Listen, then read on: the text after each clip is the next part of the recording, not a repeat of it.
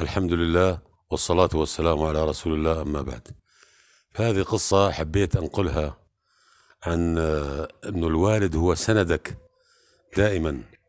القصة باختصار بتقول أنه كان والد رجل يذهب لزيارة أقاربه كل شهر مرة في مدينة ثانية، وكان يصطحب ابنه الصغير معه، وكان هذا العادة الزيارة مستمرة دائما. كل شهر يسافر بالقطار أو الباص ويأخذ ابنه الصغير، وتمر السنوات.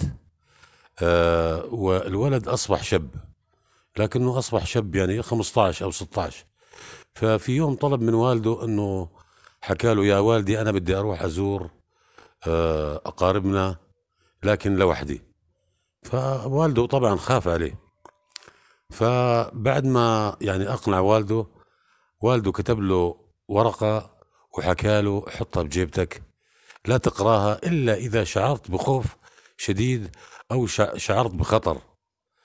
فلما ركب القطار الولد وسافر، سألوا اللي بيحجز التذاكر، حكى له: أنت يا ولد مسافر لوحدك؟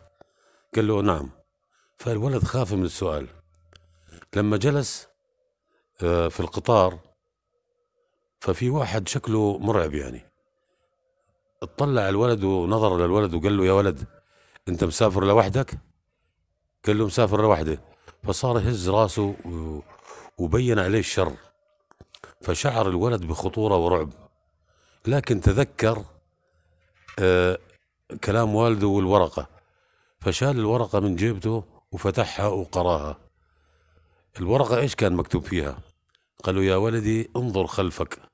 فنظر الولد خلفه، وإلا وجد والده جالس في الكرسي الأخير وبأشر له وبقول له: اطمن، وين ما تروح أنا معك.